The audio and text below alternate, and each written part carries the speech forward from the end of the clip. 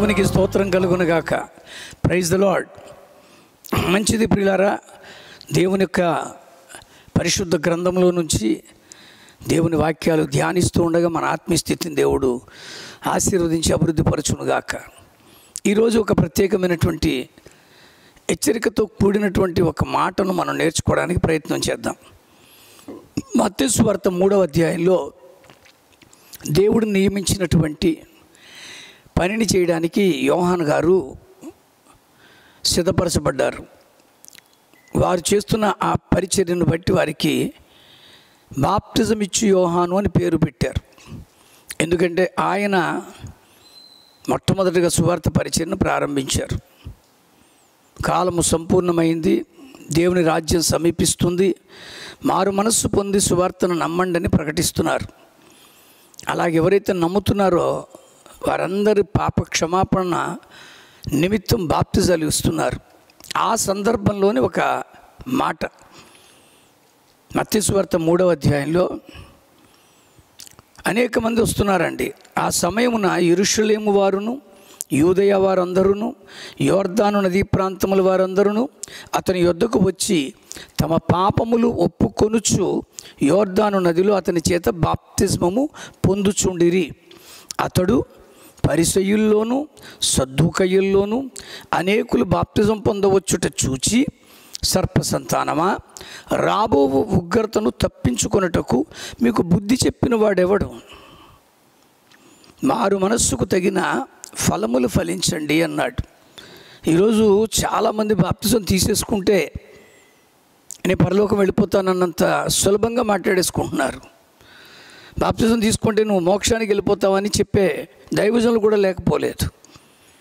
లేదండి, బాప్తిజం తీసుకోవడం మారు మనసుకి ఎలాగైతే బాహ్య సూచనో, పరలోకానికి ప్రవేశానికి ఆ మారు మనసుకు తగిన ఫలాలు సూచన అవుతాయి. నువ్వు మారు మనసుకు తగిన ఫలాలు ఫలించకుండా కేవలం నేను బాప్తిజం పొందాను అంటే అదేం సరిపోయేది కాదు. ఈ క్రైస్తవ విశ్వాసం అనగా మతము అంటే బైబిల్ ప్రకారంగా విశ్వాసము అని అర్థం. ఈ క్రైస్తవ భక్తి విధానంలో బాప్తిజానికి చాలా విలువ ఉంది పిల్లారా. ఇదొక మాటలో చెప్పాలంటే ఇదొక మతకర్మ అన్నమాట. అనగా విశ్వాసంతో చేసే కర్మ క్రియ. ఈరోజు అది చేసేటప్పుడు మారు మనస్సుకి ఎంత విలువ ఉందో మారు మనస్సుకు తగిన ఫలాలు కూడా అంత విలువలతో కూడుకున్నాయని గుర్తించాలి. అందుకనే చాలామంది వచ్చేసారు బాప్తిజం తీసుకోవడానికి. లైన్ కట్టేసేసరికి ఇప్పుడున్న పాస్టర్లాగా ఆలోచించట్లేదు ఆయన. ఇప్పుడు మనకైతే అదొక పెద్ద గొప్ప, అరే కాగితం పెన్ను తీసుకొని వెళ్ళి ఆ బాప్తిజం తీసుకునే వాళ్ళ పేర్లన్నీ రాయండి అని చెప్పుకునే వాళ్ళు ఉన్నారు. నేను సంవత్సరానికి ఇన్ని వందల మందికి బాప్తిజం ఇస్తున్నాను, ఇప్పటికీ ఇన్ని వేల మందికి బాప్తిజం ఇచ్చారని చెప్పుకునే పాస్టర్లు ఉన్నారు. నా దేవుడి లెక్కలేం చూడ్డు. చాలామందికి లెక్కల మీదే ఆధిక్యత, లెక్కల మీదే గొప్పతనం. ఆ లెక్కలు చెప్పుకోవడానికి నేను ఇన్ని పెళ్ళిళ్ళు చేశాను, ఇన్ని మందిరాలు కట్టాను, ఎంతమందికి బాప్తిజం ఇచ్చాను, ఇవన్నీ నా దేవుడు చూడడు. నిజంగా బాప్తిజం ఇచ్చే యోహాను లైన్ కట్టినప్పుడు సంబరపడిపోవాలి, ఎంతమంది వచ్చారో బాప్తిజం తీసుకోవడానికి అని. కానీ ఆయన ఎంత నేరుగా అంటున్నాడంటే రాబో ఉగ్రతను తప్పించుకోవడానికి ఈ బాప్తిజము మీకు మార్గమని బుద్ధి చెప్పింది ఎవడు? మారు మనస్సు లేకుండా, మారు మనసుకు తగిన ఫలాలు లేకుండా ఏంటి ప్రయోజనం? అక్కడే ఒక వార్నింగ్ ఇస్తాడండి 10వ వచనంలో. ఇప్పుడే గొడ్డలి చెట్ల వేరును ఉంచబడి ఉన్నది గనుక మంచి ఫలము ఫలించని ప్రతి చెట్టు నరకబడి అగ్నిలో వేయబడును. జాగ్రత్త. ఈరోజు పరలోక భాగ్యాన్ని పొందడానికి బాప్తిజం పొందిన తర్వాత నీకు అవి వచ్చేస్తాయి ఇవి వచ్చేస్తాయి అని చెప్పే సేవకులు చాలామంది ఉన్నారు. తప్పేమీ లేదు, రావచ్చుగాక.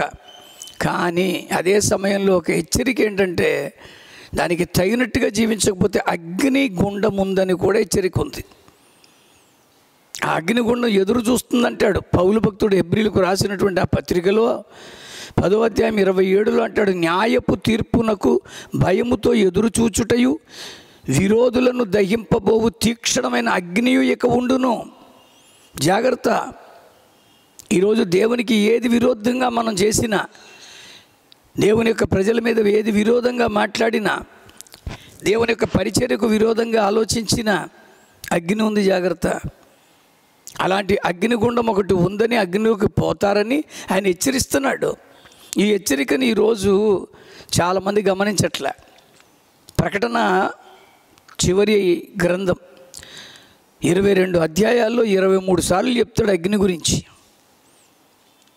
ఆ అగ్నిగుండం ఒకటి ఉందని, బాప్తిజం పొందిన తర్వాత కేవలం పరలోకం మాత్రమే కాదని, ఆ బాప్తిజం పొందిన వారు సరైన రీతిలో ఉండకపోతే, మంచి ఫలములు ఫలింపకపోతే నిశ్చయముగా వారు అగ్నిగుండం పాలైపోతారని హెచ్చరిక ఉంది. మిత్రమా, గమనించు.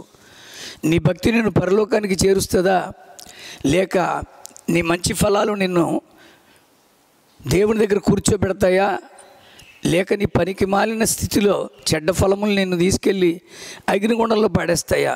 ఆలోచన చేసుకుందాం. ఎందుకంటున్నానంటే ఖచ్చితంగా దేవుని వాక్యం అంటుంది, యోహాను రాసినటువంటి సువార్తలో 15వ అధ్యాయంలో, ఎవడు ఫలింపడో వాడి స్థితి ఏంటి, ఫలించే వాడి స్థితి ఏంటి.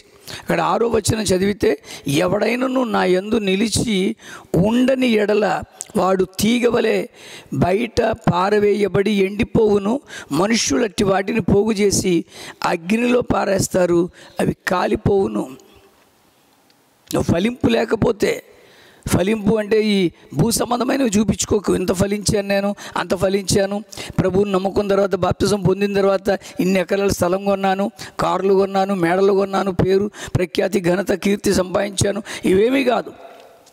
ఆయన ఆశించే మంచి ఫలాలు మనలో కనబడాలి. అందరితో సమాధానంగా, అందరితో నెమ్మదిగా, అందరితో సంతోషంగా, నీకు కలిగిన దాంట్లో సంతుష్టిగా నువ్వు ఉండగలుగుతున్నావా? ఈరోజు తృప్తిగా జీవించగలిగే జీవితం ఉందా? నేను మళ్ళీ అంటున్నానండి, మనలో లోభం పెరిగిపోయింది. ఎంత డబ్బులు వస్తున్నా సరే కాదనకుండా తీసుకోవడానికి ఎంత ఇష్టపడుతున్నామో. పౌలు భక్తుడు అంటాడండి, మా మేరకు మించి మేము సాగలేదన్నాడు. వీ నో అవర్ లిమిట్స్ అన్నాడు. ఈరోజు నీకు లిమిట్ లేదు. నీకు పేరు ప్రఖ్యాతులు గడిస్తుంటే నీకు ఆశ పెరిగిపోతుంది, ఘనత పెరిగిపోతుంది, కీర్తి పెరిగిపోతుంది, దాంతో నువ్వు మురిసిపోతున్నావు. ప్లీజ్ ఒక చిన్న కంపారిజన్ చేసుకోండి. నాకు 10 లక్షల మంది సబ్స్క్రైబర్లు ఉన్నారని గర్వంగా చెప్పుకుంటున్నావే, వంటలు చేసేవాడికి 30 లక్షల మంది సబ్స్క్రైబర్లు ఉన్నాడు.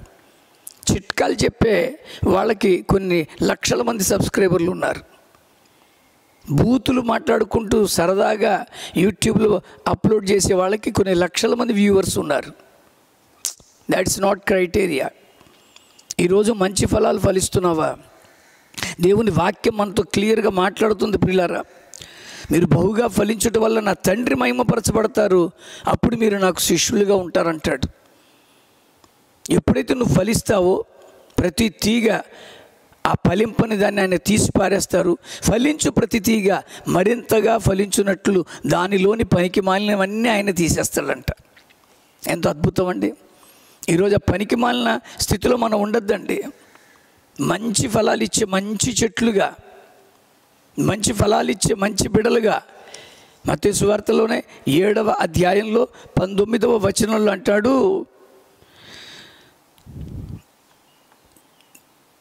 పనికి మాలిన చెట్టు మంచి ఫలములు ఫలింపనేరదు.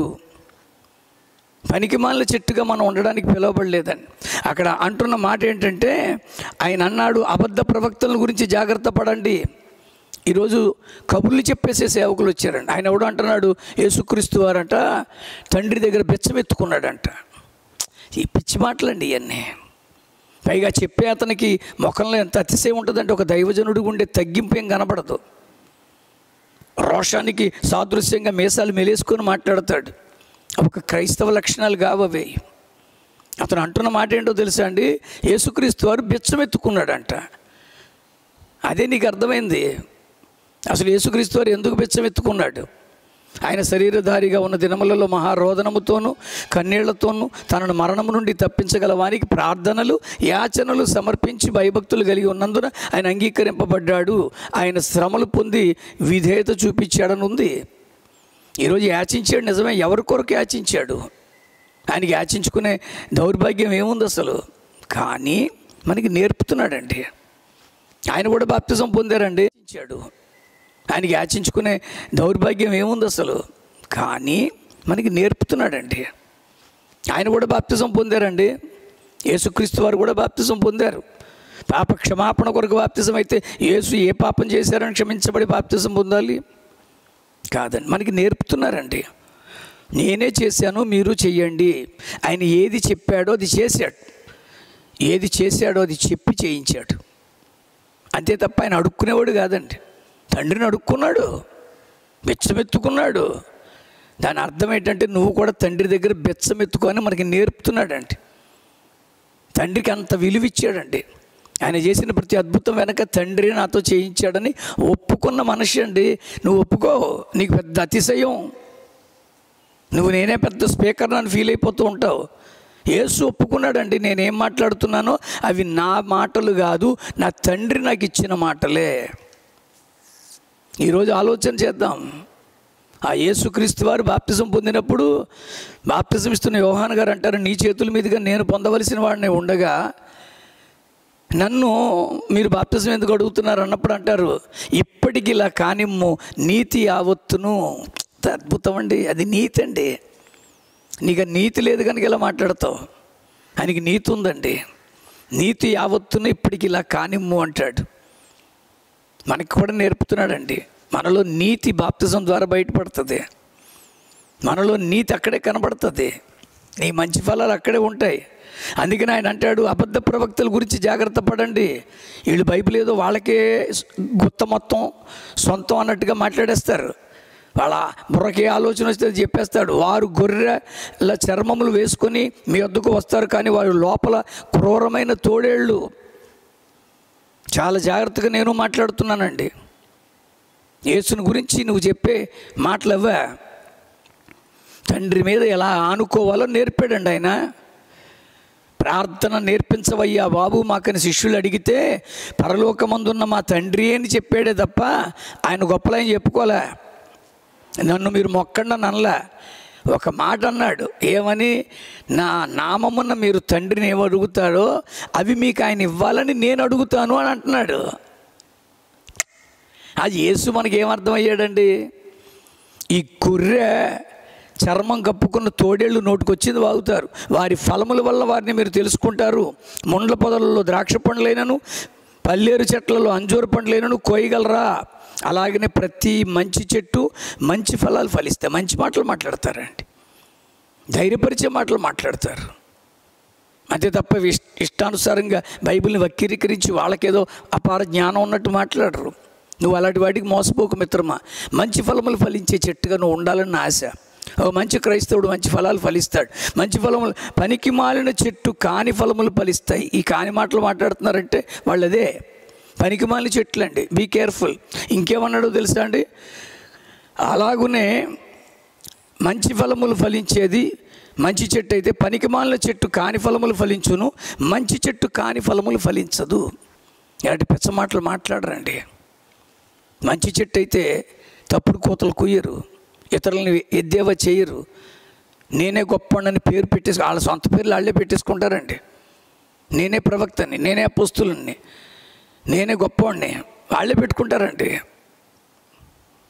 నేను మళ్ళీ చెప్తున్నాను, వాక్యం ద్వారానే అంటున్నాను. నేను ఖచ్చితంగా దేవుని యొక్క సన్నిధిలో పనికి మాలిన చెట్టు మంచి ఫలాలు ఎప్పటికీ ఫలింపదు, మంచి ఫలములు ఫలించని ప్రతి చెట్టు నరకబడి అగ్నిలో వేయబడతాయి. చెప్పనియండి కబుర్లన్నీ. ఎన్ని మాటలు మాట్లాడతారో మాట్లాడినాయండి. వీళ్ళందరికీ ఒక తీర్పు ఉందండి. అక్కడే చెప్తాడు, ప్రభువా ప్రభువా అని నన్ను పిలుచు ప్రతివాడు. ఇప్పుడు ఆ ప్రభు పేరు చెప్పే కదండి బతుకుతున్నారు వీళ్ళు. ప్రభు పేరు చెప్పుకునే కదా బతుకు తెరువు చూసుకున్నారు. అందుకనే ప్రభువే అంటున్న మాటలు ఇవి. ఒక లాజరస్సో మరొక పాస్టరో చెప్పట్లేదు, ఒక నెహెమియాయో ఒక స్పర్జనో మాట్లాడట్లా, పాస్టర్ మాట్లాడట్లా.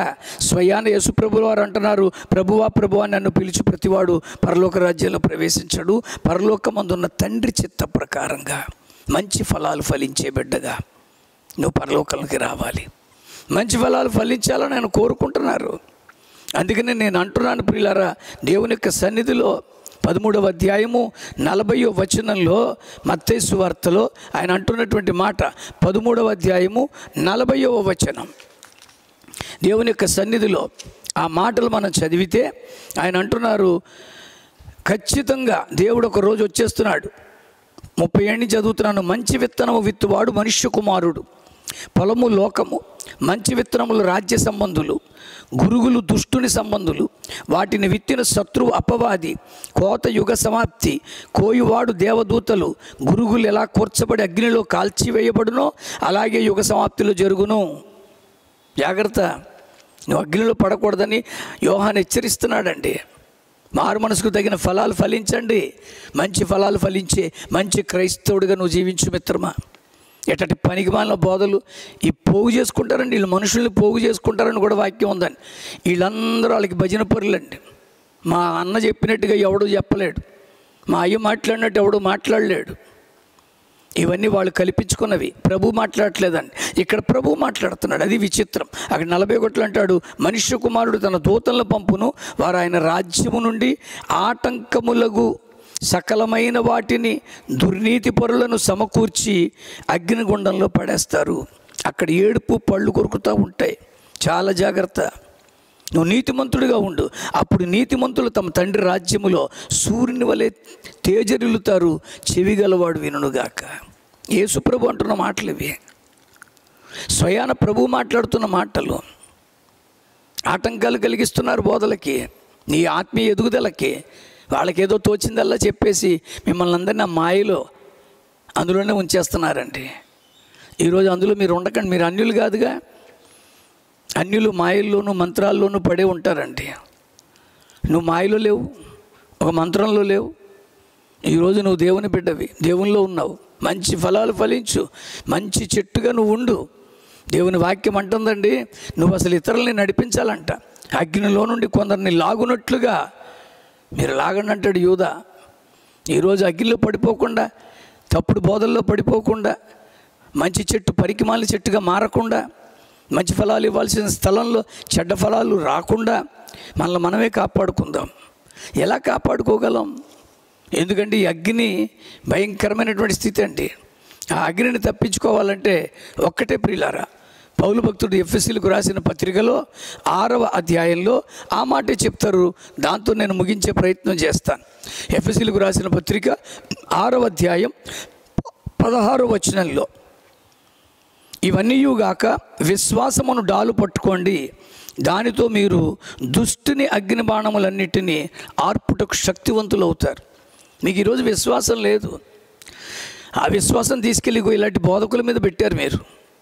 వాళ్ళకేమండి కూర్చొని అఫీషియల్గా సీట్లలో కూర్చొని, పెద్ద పెద్ద సింహాసనాల్లో కూర్చొని మీసాలు మెలేసుకొని వాళ్ళకి ఇష్టం వచ్చింది చెప్తారు. దుష్టుని అగ్ని బాణాల నుంచి తప్పించుకోండి. ఈరోజు ఈ అగ్ని బాణాల నుంచి తప్పించుకోకపోతే ఆ అగ్నిగుండం నుంచి తప్పించుకోలేవు మిత్రమా. అందుకనే యోహాను గారు బాధపడుతూ అంటున్నారు, సర్ప సంతానమా, రాబో ఉగ్రత నుండి తప్పించుకున్నటకు ఇలాగ మీకు బుద్ధి ఎవడు చెప్పాడు. మారు మనస్సుకు తగిన ఫలాలు ఫలించండి. మంచి చెట్టు మంచి ఫలాలు ఇస్తుందండి. ఈరోజు నువ్వు మంచి చెట్టుగా ఉన్నావా? కొంచెం ఆలోచించు. ప్రభు దగ్గర ప్రార్థన చేసుకో. అయ్యా, నన్ను మంచి చెట్టుగా ఉండాలయ్యా, నీ కొరకు మంచి ఫలములు ఫలించే బిడ్డగా ఉండాలయ్యా. ఏ బోధ పడితే ఆ బోధ నా ఆధ్యాత్మిక స్థితిని పాడు చేయకూడదు.